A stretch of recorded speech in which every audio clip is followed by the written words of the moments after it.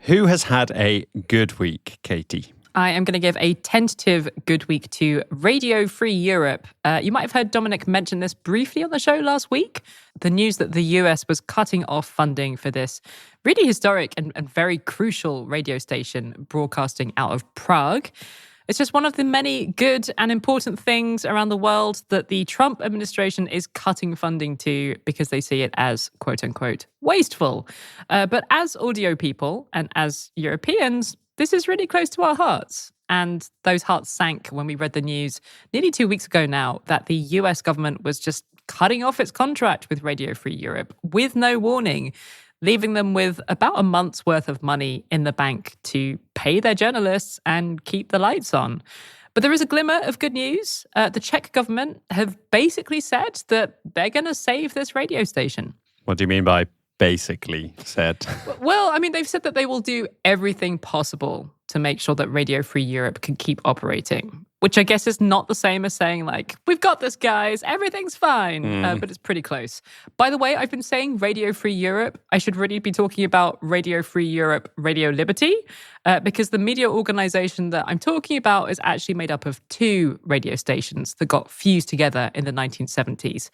Both of them were set up in the 1950s by the CIA, in fact. Really? Turns out those guys do some good things sometimes. But yeah, both of these radio stations were originally run out of Munich in Germany. Radio Liberty beamed its programs to inside the Soviet Union, not just in Russian, but also in a bunch of other languages spoken within the bloc.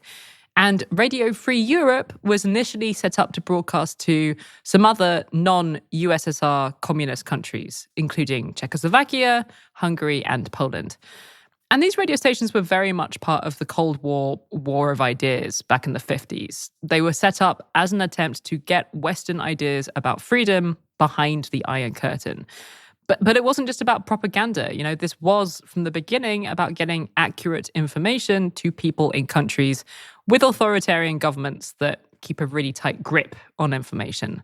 So during the Chernobyl nuclear disaster, for instance, in 1986, for 2 days afterwards, the official state media in Eastern Bloc countries didn't report anything about it. Wow. And they didn't really come clean and acknowledge that there'd been a disaster for months.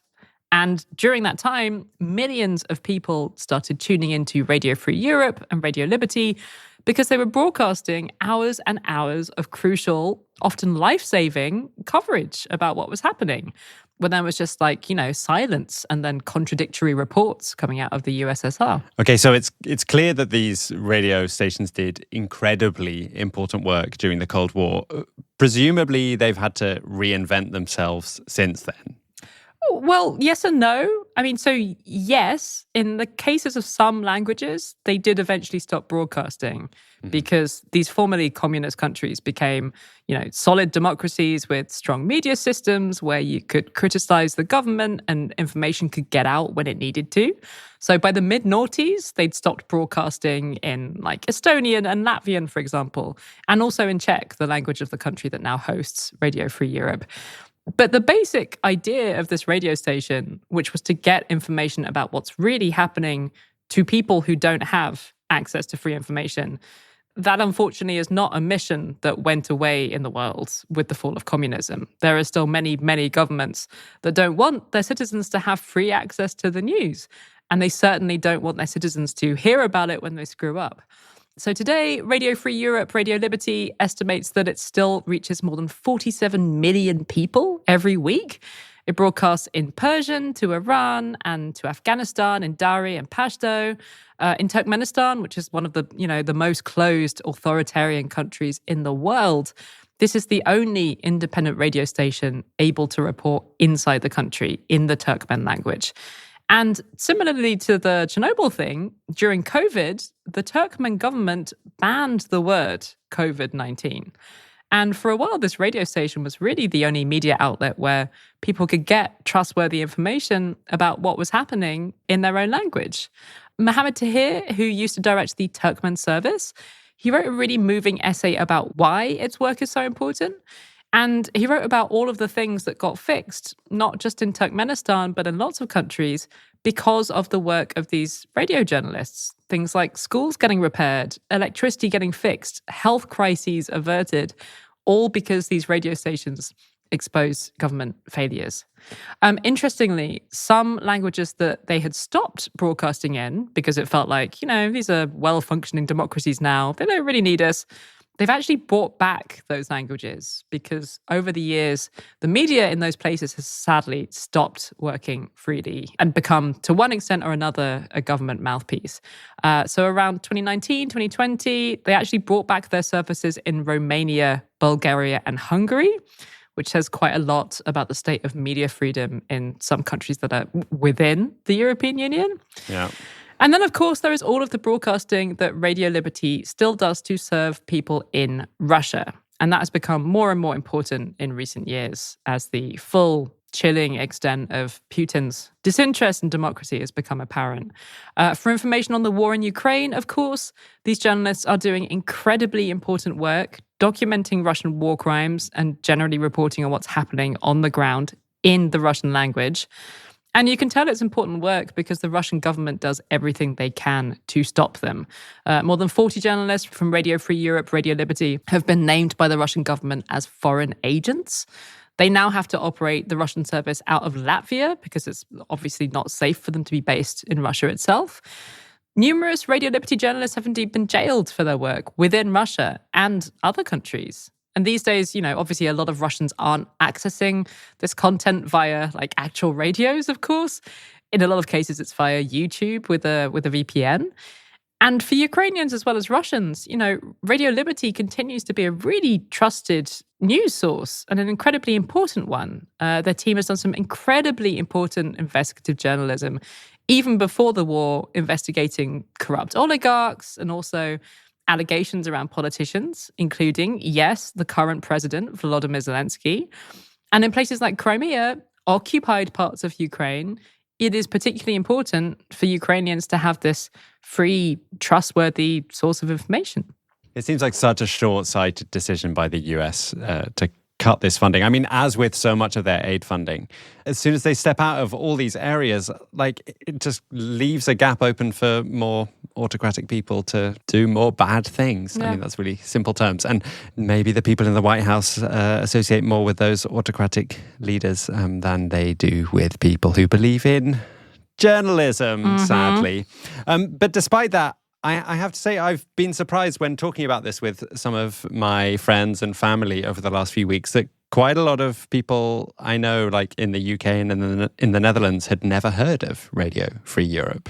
But I guess that's because it's not broadcasting here. Yeah, I don't think it's that surprising. I mean, we're lucky to be in countries that don't currently need this service, right? Yeah. But, for millions of people who are in countries that are less free, this is incredibly important. And you're right that it's short-sighted. It's like all of the cuts with USAID. This is incredibly important work that has been funded by the US for years. It makes us all safer and better off as a planet.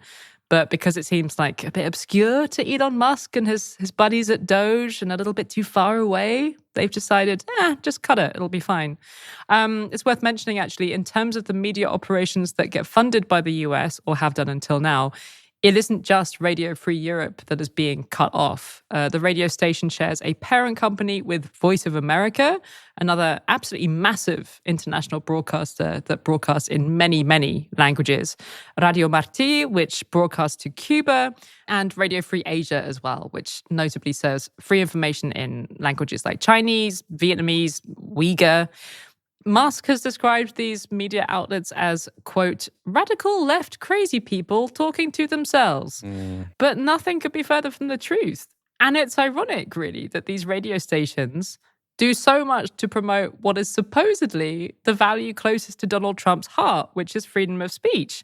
And then they're dismissed as a waste of US taxpayer money.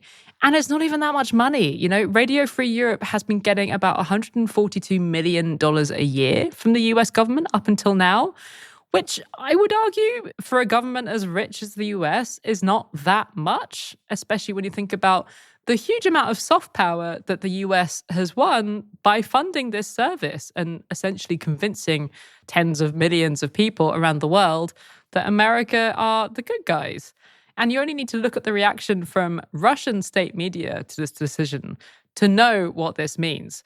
On the day when it was announced that Radio Free Europe was losing its funding, Margarita Simonian, the editor-in-chief of the Russian state broadcaster RT, she told the Moscow Times, "Today is a holiday for me and my colleagues at RT and Sputnik. This is an awesome decision by Trump."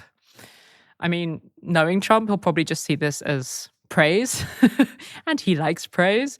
And as we know, he is certainly much more comfortable with the idea of being friendly with Russia than his predecessors were. But still, if Russian state media is congratulating you, you should probably ask yourself a few questions.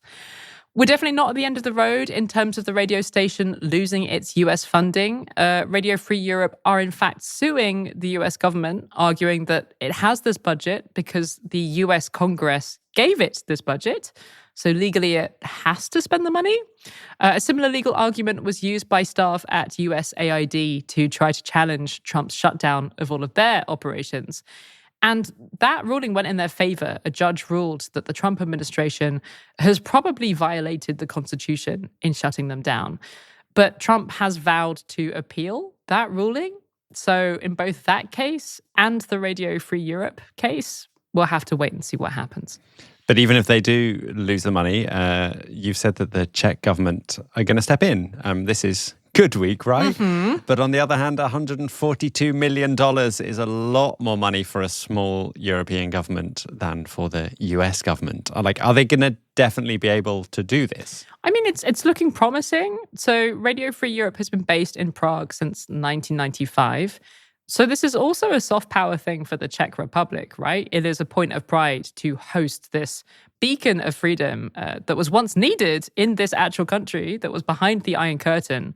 Petr Fiala, the Czech Prime Minister, he has talked about what this means to him personally. He listened to Radio Free Europe under communism. And in any case, the Czechs wouldn't be doing this alone. They are talking to the EU about whether they might be able to get some cash from Brussels. And the EU does spend quite a lot of money on media freedom. They notably fund the radio network that we are a part of, Euronet Plus. They've also poured 100 million euros into supporting independent media in Ukraine. And in fact, they just announced another 10 million euros towards that this week. On the other hand, this is a really expensive time for the European Union. More on that in this week's interview segment. So it looks like this might need to be another coalition of the willing type thing, much in the way that things are headed with defense spending in Europe, in fact. And at the moment, there are about a dozen countries who the Czechs are talking to who've said that they should be able to chip in.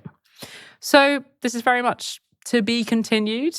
But in a way, it kind of makes sense, right? I mean, much as we can't really expect the US to keep paying for us to defend ourselves from Russia in a situation where the US, frankly, isn't that interested in protecting us from Russia, if the US stops being a beacon of free speech, whatever Trump claims to believe in, Europe is going to be one of the remaining places in the world that cares the most about genuine freedom of speech. So even if we have less money than the US, maybe we need to put a bit of that money where our mouths is and actually spend it on supporting those values in the world. Yeah, I mean, you could see spending on Radio Free Europe and Radio Liberty as defense money in a way, because it's defending our values. Defense is a very flexible idea. Right? Well, I also think it's good to think of it more broadly than just buying weapons. I agree.